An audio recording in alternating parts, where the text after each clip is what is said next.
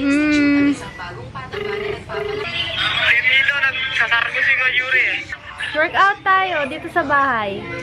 Dito kami, nagpipilyar kami. Okay. Gagawa ko ng content. Workout with me. Okay. Scoliosis edition.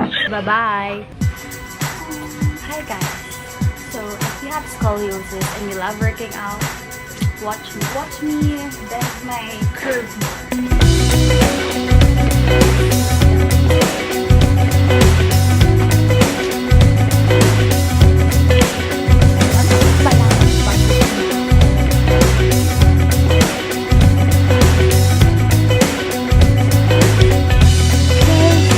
This is what my set looks like. 2.53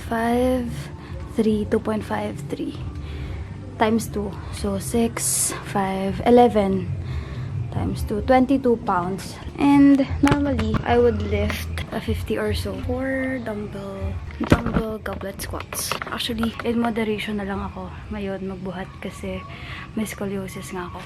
Even if gusto ko man dagdagan, I cannot.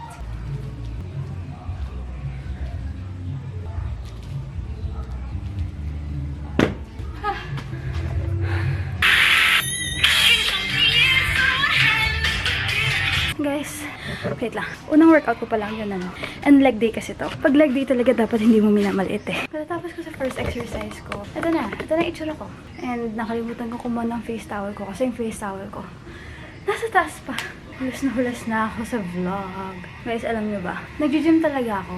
Pero hindi ako nag-gym ngayon kasi bagong bili nga tong camera ko. Wala akong pang gym. Anong pang gym ko, diba?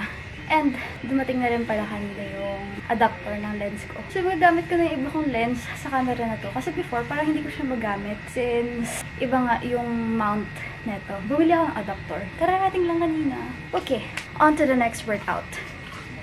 Next workout is for quads. You need to train those quads.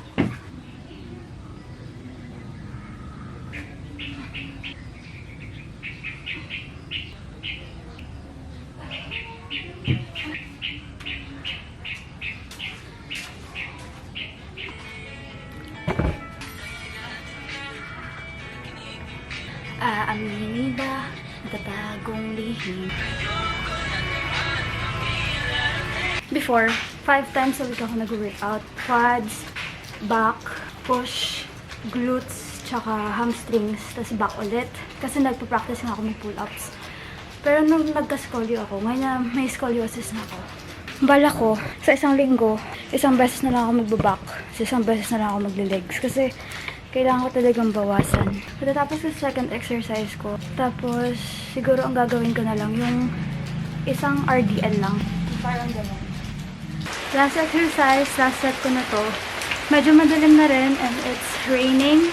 Kaya baka hindi ako naririnig ngayon. Last set ko na to. Let's go.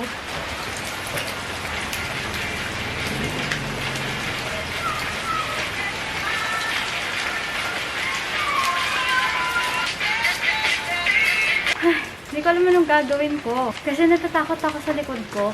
Baka lumala. Anyways. Warm up. Ay, cool down pala. Cool down. Cool off.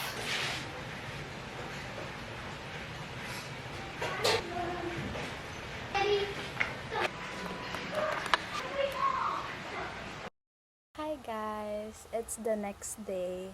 Currently editing this vlog. Tapos, gusto ko lang i-share, baka last workout video ko na yon. I got my results from the hospital a while ago. Yung final readings, tsaka final results. May scoliosis talaga ako. Kaya hindi na ako pwede magbuhat.